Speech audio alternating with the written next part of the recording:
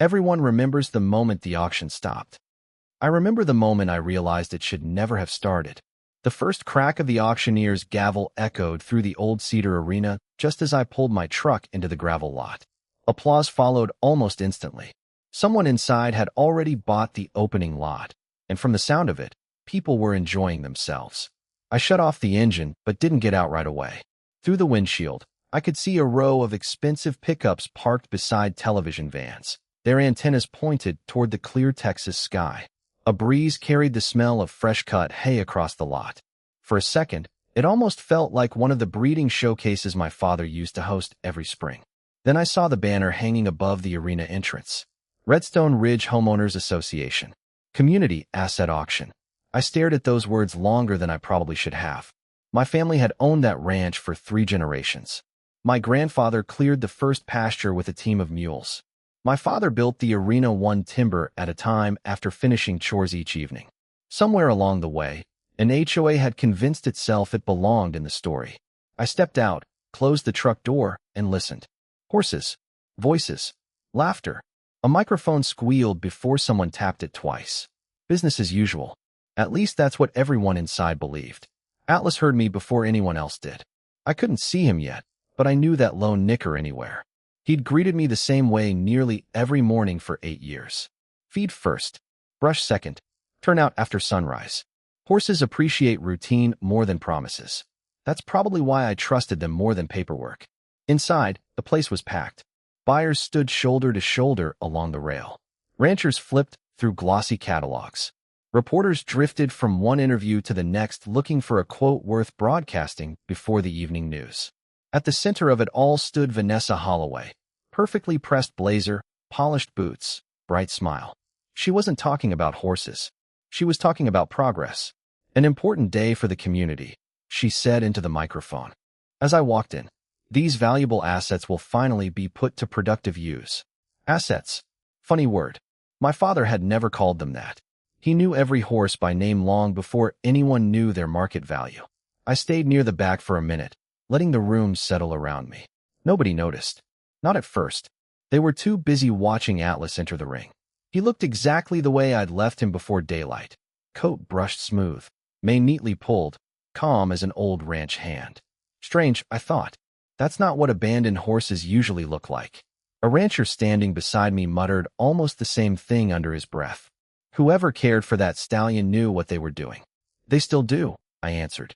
He glanced sideways at me, frowned for a second, then looked back toward Atlas.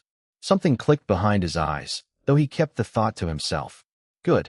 I wasn't interested in convincing anyone. Facts do a better job than speeches if you give them enough time. Vanessa spotted me a moment later.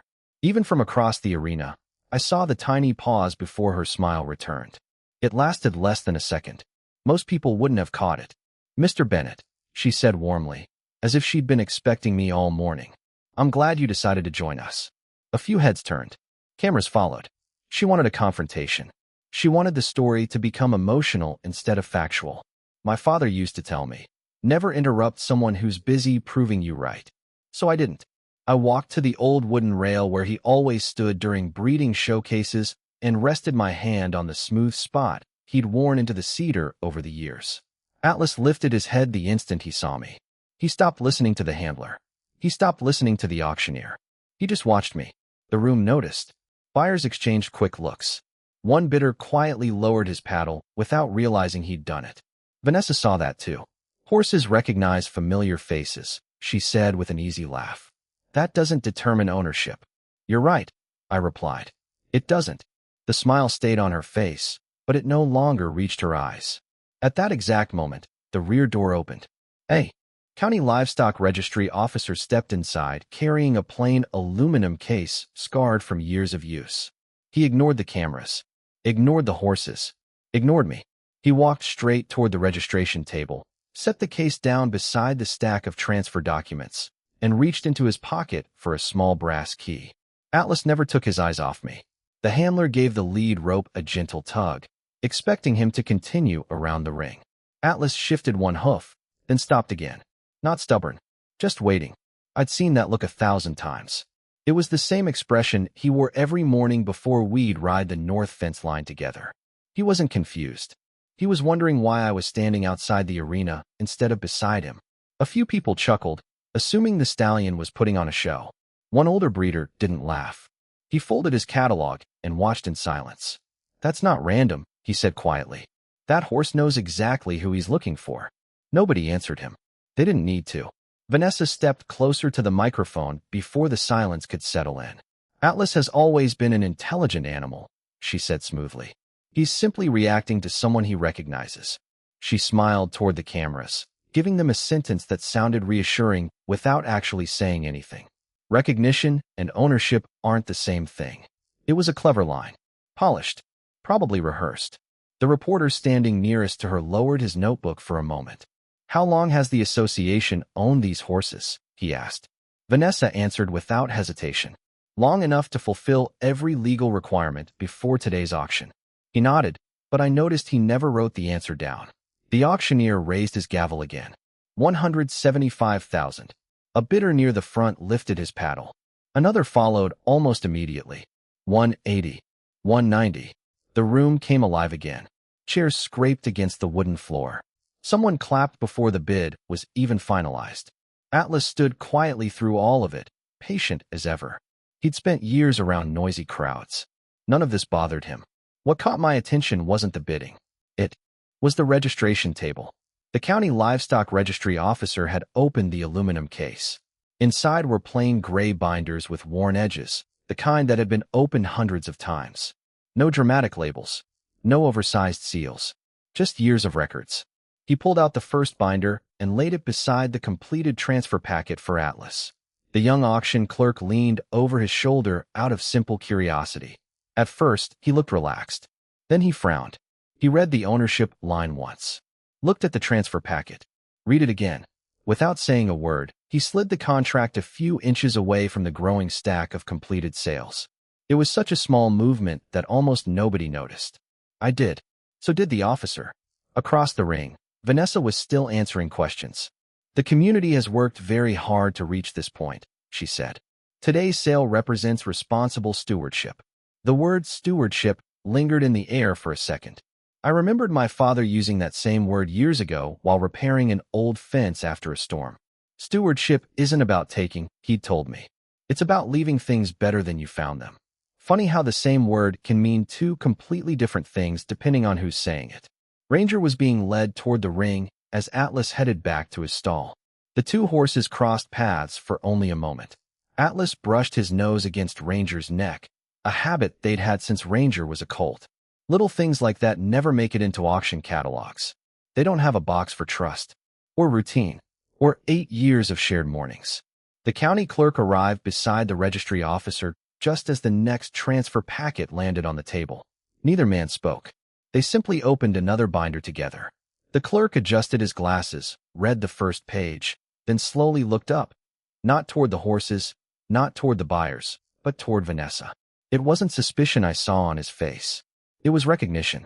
He had just found the first fact that refused to fit the story everyone else in that arena had already accepted. Ranger entered the ring with the same steady confidence he'd carried since he was 3 years old. He wasn't the flashiest horse I'd ever raised. That had never been his job. Atlas drew attention. Ranger earned trust. Buyers who knew horses understood the difference. The auctioneer barely finished introducing his bloodline before the first paddle went up. Then another. Then 3 more. 150,000. 160. 170. The numbers climbed as easily as the morning temperature. A man in the front row laughed after winning another round of bidding. His friend nudged him. Worth every dollar. Maybe he was. But they were bidding on a story, not ownership. Vanessa stepped away from the cameras and began greeting buyers personally. She moved from handshake to handshake with practiced confidence, thanking people for supporting the community. Every conversation sounded almost identical. She had an answer for everything before the question was finished. That usually impresses people. It makes me nervous. Folks who already know every answer often stop looking for the truth. Ranger slowed near the front rail. He turned his head toward me, ears forward, waiting. I gave him the smallest nod. Nothing anyone else would notice. He blinked once, then continued walking as if that was all he'd needed. The gray-haired rancher beside me caught the exchange. You've worked him a long time, he said. Since he was born. He smiled to himself. Thought so. He slipped his bitter paddle into his jacket pocket. He didn't announce it. He just quietly removed himself from the auction. Sometimes the biggest decisions happen without anyone hearing them. At the registration table, the county livestock registry officer had already opened a second binder. The county clerk stood beside him, reading over his shoulder. Neither man looked rushed anymore. They compared each completed transfer packet with the registry records one at a time, careful enough that even the auction staff began noticing the change in pace. A young clerk reached for the approved stack of contracts, hesitated, then set the next folder beside the first one instead. Two separate piles now sat on the table, one growing, one waiting. The auction company manager wandered over, more curious than concerned. "Everything all right?" he asked. "Routine verification," the registry officer answered without looking up. His voice was calm, too calm to alarm anyone. Yet the manager didn't walk away. He stayed. That's when I knew he had sensed it too. Something wasn't lining up. Across the arena, a television reporter lowered his microphone and drifted toward the registration table instead of following Vanessa. Reporters have good instincts. They can usually tell when the real story quietly changes rooms. He stopped a few feet away, pretending to check his phone while watching the paperwork out of the corner of his eye. The registry officer turned another page. His finger stopped beside a familiar registration number. Rangers. He compared it with the transfer packet, then handed both documents to the county clerk. The clerk adjusted his glasses and read every line twice. When he finished, he looked toward Vanessa, not at her face, at the leather folder tucked beneath her arm. It suddenly seemed much smaller than it had an hour earlier. He reached into his pocket, pulled out his phone, and made a brief call. He spoke so quietly I couldn't hear a word. He listened for a few seconds, thanked whoever was on the other end, and slipped the phone away. Then he picked up the certified registry binder again, closed it carefully, and rested his hand on the cover, as though he had just received confirmation that the paperwork everyone trusted most that morning wasn't sitting inside Vanessa's folder at all. Watching the county clerk rest his hand on that registry binder took me somewhere I hadn't thought about in years. My father had a habit that used to drive me crazy. Every January, before breeding season, he'd disappear into the ranch office for half a day. While everyone else was checking fences or hauling feed, he'd sit behind an old oak desk with a mug of black coffee that always went cold before he finished. I asked him once why he spent so much time with paperwork when the horses were standing right outside. He smiled without looking up. "Because memories fade," he said. "Records don't." Back then, I thought he was just an old rancher who liked things organized. Turns out, he was teaching me something I wouldn't understand until years after he was gone. When I inherited the ranch, people congratulated me on 7,200 acres. They admired the rolling pastures, the barns, the arena, the breeding program. What they couldn't see were the ordinary mornings that made all of it possible. Horses don't take weekends off. They don't care if it's Christmas morning or the 4th of July. If the water line freezes, you fix it. If a mare starts foaling at 2 in the morning, you don't finish your coffee first. You grab your boots and go. That's what ownership looked like on our ranch. Not speeches, not titles. Showing up. Every single day. Atlas reminded me of that better than any person ever could. During his first winter, a norther rolled through so fast the temperature dropped almost 40 degrees before sunset. By midnight, every water trough on the north pasture had frozen over. Dad and I spent hours breaking ice with the backs of shovels while Atlas followed us from fence to fence, curious about the noise more than the weather. I remember asking why we couldn't wait until morning. Dad rested the shovel against the fence, looked out across the pasture, and shrugged. "Because they can't." That was the end of the conversation. He picked the shovel back up and kept working. Years later, I realized that sentence explained our ranch better than any mission statement ever could. You don't earn an animal's trust with paperwork. You earn it with thousands of small decisions nobody applauds. The paperwork simply proves those decisions happened. That's why Dad never skipped the registry updates. Every ownership renewal, every breeding certificate, every veterinary inspection, every transfer restriction, every one of them went into the same battered filing cabinet beside his desk. The cabinet wasn't expensive. The lock barely worked. But inside were decades of quiet mornings translated into official records. Looking back, he wasn't preserving documents. He was preserving the truth before anyone else had the chance to rewrite it.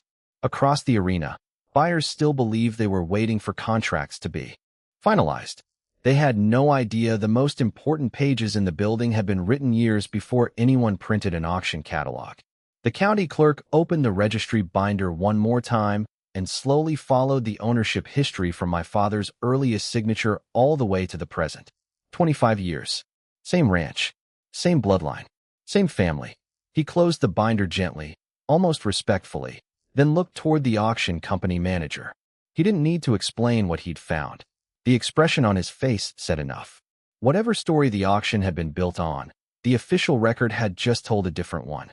Looking back, the auction wasn't where Vanessa's plan began. It just happened to be where it finally became visible. The first move had come months earlier in the form of a polite letter with the HOA logo across the top. It claimed a few homeowners had complained about noise from horses being exercised before sunrise. I read it while standing at the kitchen counter with a cup of coffee in my hand. By lunchtime, I'd forgotten it existed. A county inspector visited the following week, spent nearly an hour outside the subdivision entrance, and left without writing a single citation. That should have been the end of it. It wasn't. Another letter arrived 2 weeks later. This one mentioned ranch equipment visible from a public road. Then came concerns about delivery trucks, dust, fencing, visitor parking. Every complaint was different, but every ending was the same. Someone checked the facts. Nothing happened. At first, I thought Vanessa was simply stubborn. Clara saw something I didn't. She asked me to bring every notice the HOA had ever sent. We covered almost the entire conference table with them. She didn't read them in order. She read them like chapters in a book. Halfway through, she stopped and tapped a paragraph with the end of her pen. "Listen to the language," she said. I read it aloud. Community impact. Property maintenance. Shared neighborhood standards. She slid another letter in front of me. Livestock liability. Then another. Community asset management. Finally, she handed me the last one. Abandoned livestock assets. I looked up at her. "That's a pretty big jump." "Exactly," she said. "They're changing the story one paragraph at a time." Once she pointed it out, I couldn't stop seeing it. The letters weren't becoming more accurate. They were becoming more ambitious. Every new notice moved the ranch a little farther away from being someone's private property and a little closer to sounding like something waiting for public control. It was subtle enough that most people would never notice. That's why it worked. Clara leaned back in her chair. "Nobody wakes up believing they can auction someone else's horses," she said. "They convince themselves first." That sentence stayed with me. From then on, every letter went into a binder instead of the trash. We photographed every envelope before opening it. We kept certified mail receipts. We answered every notice the same way, calmly, with county inspection reports, photographs, registry records, and survey maps. No speeches, no accusations, just facts. The strange thing was, the quieter we became, the louder the HOA paperwork grew. Vanessa seemed convinced that enough official-looking documents could eventually replace the truth. Maybe that strategy had worked before. It wasn't going to work this time. Back inside the arena, she was explaining to another reporter how the association had spent months preparing for a responsible sale. Only a few feet away, the county clerk had laid her earliest HOA notices beside the certified ownership records. He compared dates instead of headlines. One page, then another. Then he stopped. The first letter describing my stallions as abandoned had been mailed less than a week after a state veterinarian certified every one of them as healthy, actively managed breeding stock under my ownership. The clerk read both documents again. This time he didn't frown. He simply looked across the arena at Vanessa for a long moment, then closed the HOA file. He had just found the place where the paperwork stopped describing reality and started trying to replace it. By the time the auction catalogs hit mailboxes across 3 counties, Clara had stopped asking what the HOA might do next. She was interested in something much simpler. Show me the one thing they can't explain. Every meeting started that way. I'd walk into her office carrying another binder. She'd clear a corner of the conference table, and we'd begin laying out documents one by one. Not opinions. Records. We ordered fresh, certified ownership histories directly from the National Equine Registry, even though we already had copies in the ranch office. "I don't want your paperwork," Clara said. "I want theirs." A week later, the envelopes arrived. Atlas. Ranger. Midnight. Boone. Dakota, Sterling. Every registration number matched. Every renewal had been accepted. Every ownership record pointed to the same place without a single interruption. Same owner. Same ranch. Same breeding operation. Clara nodded once and closed the binder. Good. Now let's make sure nobody can call this outdated. The following Tuesday, a veterinarian met us at the ranch with a microchip scanner. We spent the morning walking from stall to stall while a technician photographed each scan beside the horse's identifying markings.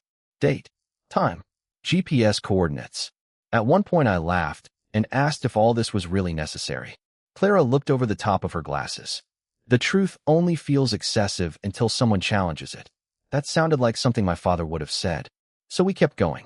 Insurance renewals. Vaccination schedules. Farrier invoices with mud stains still on the corners. Feed deliveries signed by the same driver who'd been stopping at the ranch for nearly a decade. Fuel receipts. Breeding contracts. Tax filings. Separately, they were ordinary pieces of paper. Together, they described thousands of ordinary days. That's what real ownership leaves behind. Not one dramatic document, but a trail that's almost impossible to fake. One afternoon, Clara pushed every binder aside except a single HOA notice. She tapped one sentence with her pencil. Abandoned livestock assets. Read that, she said. Then she placed a veterinary certificate beside it. Same week, Atlas had completed a routine health examination 2 days before the HOA mailed that notice. Ranger's vaccination record carried another date from the very same week. Midnight had been transported to a breeding evaluation under my registration number only days earlier. Clara didn't smile. She just let the papers sit there together. You can't abandon horses you're actively managing, she said quietly. That isn't an opinion. It's a timeline. That's when I finally understood why she never wanted dramatic courtroom moments. She wanted contradictions. Contradictions don't argue. They just exist. We never contacted the auction company.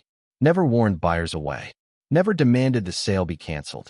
More than once I asked if we were waiting too long. Clara closed another binder and shrugged. People who believe they're right rarely stop themselves. Let the paperwork reach the finish line. Instead, she mailed certified copies of every ownership record to the county livestock registry office weeks before the auction. No accusations. No legal threats. Just documents and a request that the official registry verify the records if questions arose. Standing inside the arena now, I watched the registry officer remove one final envelope from the aluminum case. A red stamp across the front read, "Priority Verification." He handed it to the county clerk, who opened it slowly, read the first page, then the second. His expression never changed, but he stopped turning pages. Instead, he looked across the room at Vanessa, folded the verification carefully, and placed it on top of the transfer contracts, as though the rest of the morning had suddenly become much easier to understand. The auctioneer had already lowered his gavel for the final time when the county livestock registry officer closed the last binder. He didn't snap it shut. He eased the cover down with both hands, as though he didn't want to disturb the silence that had settled around the registration table. Then he picked up the binder, tucked it under one arm, and walked toward the auction company manager. He never asked the crowd for attention. Somehow he didn't need to. Conversations faded on their own. Before any horses leave today, he said, I'd like to verify the seller's authority. The manager gave a quick nod. Certainly. He looked toward Vanessa. Can we see the ownership transfer? Vanessa answered with the same confidence she'd carried since morning. Everything is documented. She opened the leather folder and spread several papers across the table. Board resolutions, compliance notices, meeting minutes, certified letters. She slid them forward one after another, waiting for the conversation to end. It didn't. The registry officer read the first page, then gently returned it. This explains the association's decision. He looked at the next document. So does this. Another page. Same result. Finally, he looked back at her. I'm trying to locate the document transferring legal ownership of the horses. For the first time all day, Vanessa didn't respond immediately. She flipped through the folder again, slower now. A loose sheet slipped free and drifted onto the floor. She bent to pick it up, straightened, and started searching again. The room stayed quiet. Nobody hurried her. A buyer near the front shifted his weight and cleared his throat. Maybe it's in another file, he offered. Vanessa didn't answer him. She kept turning pages. The sound of paper moving suddenly seemed much louder than the auction had a few minutes earlier. The auction company manager glanced toward the registry officer. Without a transfer, he stopped before finishing the sentence. He already knew how it ended. The officer opened the certified binder and laid one page beside the completed auction contracts. Atlas. Owner, Cole Bennett. He turned another page.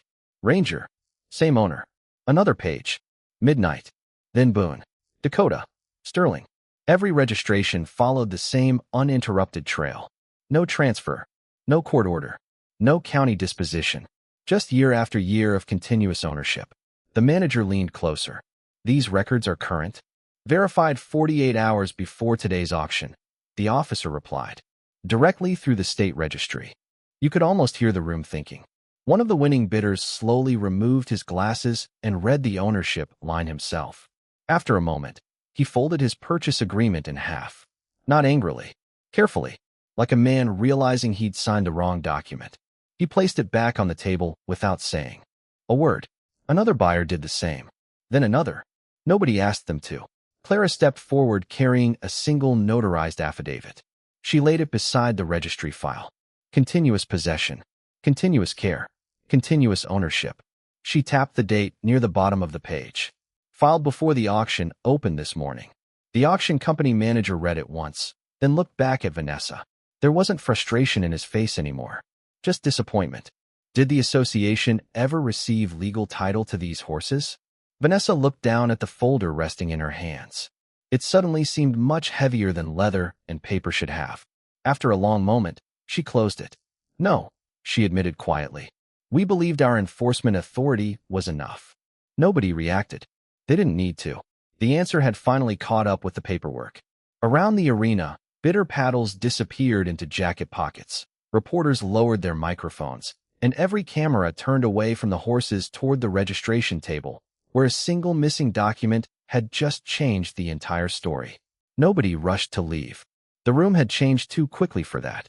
A few minutes earlier, buyers had been comparing bloodlines and discussing transport schedules. Now they stood in small circles, reading contracts they no longer seemed eager to keep. The excitement hadn't disappeared. It had simply moved from the auction ring to the registration table. The auction company manager picked up the stack of completed sales and read the seller certification from beginning to end. This time, he wasn't looking for signatures. He was looking for authority. When he finished, he rested the papers on the table and let out a slow breath. If these registry records are accurate, he said, we can't complete a single transfer. They're accurate, the county livestock registry officer replied. Every page has already been verified. There wasn't a trace of drama in his voice. Just certainty. The manager nodded once. Decision made. Across the room, one of the buyers walked over carrying the contract for Atlas. He looked at me for a moment before holding it out. I don't think this belongs to me, he said. It never did, I answered with a small smile. He laughed softly, folded the contract in half, and placed it back on the registration table. Another buyer did the same. Then another. Within a minute, every signed contract had found its way into the same pile. Nobody argued. Nobody demanded the horses anyway. Most of them were ranchers. They understood that ownership isn't something you negotiate after discovering the seller never had it. Vanessa finally broke the silence. The association acted in good faith. It sounded less like a statement than a hope. Clara looked at her for a second before answering. Good faith doesn't create ownership. Then she rested one hand on the certified registry binder. Neither does a board vote. That was it. No speech. No lecture. Just 2 sentences. Sometimes the shortest answers leave the deepest mark. The television reporter who had spent the morning following Vanessa slowly lowered his microphone. So this wasn't really about abandoned horses, he said. Clara shook her head. No. It was about paperwork. Not even that, she replied. It was about confusing paperwork with ownership. The reporter closed his notebook. I had a feeling he already knew what tomorrow's headline was going to be. The auction company manager reached for the public address microphone. It gave a quick burst of static before settling down. Ladies and gentlemen, he said, after reviewing the documentation presented by the county livestock registry, the auction company is suspending today's sale effective immediately. No horses will be released. No ownership transfers will be processed. All funds will remain in escrow until this matter is formally resolved. Nobody protested. A few disappointed sighs drifted through the crowd, but that was all. People began gathering jackets, folding bitter paddles, and quietly making their way toward the exits. As they passed the holding pens, several paused to look at the Stallions one last time. Atlas stood with one front hoof resting comfortably, completely unconcerned by everything that had happened around him. Ranger was already nosing through fresh hay. Midnight watched people leave with the calm patience he'd always had. Horses have a way of ignoring human pride. I envied them for that. Vanessa remained beside the registration table, her leather folders still open. She turned the pages one last time, slower than before, as though she already knew she wouldn't find what she'd been searching for. Finally, she closed it without another word. At the opposite end of the table, the county livestock registry officer locked the certified binders back inside the aluminum case, handed the final verification to the county clerk, and waited while the clerk pressed the official state seal onto the last page. The sound of that stamp landing on the paper was quiet, almost ordinary. Yet somehow it echoed louder than the auctioneer's gavel had that morning, because everyone in the building understood exactly what it meant. The story that had filled the arena all day was over. The official record had the final word. By the time the last truck disappeared down the county road, the ranch had found its own rhythm again. The television crews packed away their cameras. Buyers drove home with empty trailers and refunded deposits instead of championship stallions. The folding chairs were stacked against the arena wall. Even the auctioneer's microphone had gone silent. For the first time all day, I could hear something that had been there the whole time. The steady sound of horses chewing hay. Funny what you notice once people stop talking. The auction company manager walked over carrying a cardboard box filled with unused bitter paddles. He looked tired, the way people do after discovering a long day has been built on the wrong assumption. "I owe you an apology," he said. "You don't owe me one," I replied. "You trusted the paperwork you were given." He nodded slowly. "I'll never make that mistake again." Before climbing into his truck, he looked back toward Atlas. "Beautiful horse. He is. Hope he never leaves this ranch." I smiled. "That's always been the plan." He tipped his hat and drove away. The county livestock registry officer was the last official to leave. He locked the aluminum case, set it in the bed of his pickup, then paused beside the driver's door. "Your father filed every annual update himself, didn't he?" he asked. "Every single one." He gave a quiet nod. "You can tell." That was all he said. Somehow it meant more than any speech could have. After the trucks disappeared over the hill, I walked through the barns the same way I always did before sunset. Atlas nudged my shoulder the second I opened his stall. Ranger was already impatient for grain, pawing once against the floor before pretending he hadn't. Midnight waited until I spoke his name, then wandered over with the slow confidence of an old horse who had never felt the need to hurry for anyone. None of them knew they had nearly become the center of a county scandal. They only knew supper was running a little late. I preferred their version of the day. A few weeks later, the official findings became public. Every sale completed during the auction was declared void because the Homeowners Association had never held legal title to the Stallions. Every buyer received a full refund. The auction company announced a new policy requiring independent verification through the state livestock registry before accepting high-value consignments from any third party. It added extra work. Nobody objected. The lesson had been expensive enough. As for Redstone Ridge, the next HOA election looked very different from the last one. Residents who had spent months hearing confident promises started asking quiet questions instead. How had the board reached this point? Who had approved the auction? Why had nobody confirmed ownership before inviting the public? Those questions lingered much longer than campaign speeches ever do. Several board seats changed hands that fall. Nobody seemed surprised. One evening, after everything had settled, I unlocked my father's office. The room smelled exactly the way I remembered: cedar, leather, old paper, and coffee that had probably gone cold decades ago. His weathered hat still hung on the same hook beside the door. For a moment, I could almost picture him stepping back inside, brushing dust from his boots, asking if evening chores were finished. I opened the old filing cabinet and returned the last certified copies to their place. Sitting on the top shelf was the yellow envelope I'd found after inheriting the ranch. I unfolded the single page inside. The handwriting was unmistakably his. Memories are for family. Records are for everyone else. I smiled. I hadn't understood those words the first time I read them. I did now. People can mistake confidence for authority. They can mistake paperwork for ownership. They can even mistake a well-told story for the truth. But sooner or later, facts catch up. They don't rush. They don't argue. They simply wait for someone willing to read them. As I stepped outside, the sun settled behind the western pasture, casting long shadows across 7,200 acres my family had cared for long before an HOA ever existed. Atlas lifted his head. Ranger followed. Midnight wandered over a few seconds later. 3 familiar silhouettes against the Texas sunset, exactly where they belonged. And as I closed the gate behind me, I realized the ranch had never really been saved that day. It had been protected years earlier by ordinary mornings, honest work, and one rancher who believed that if something was worth building, it was worth documenting before anyone else ever tried to claim it.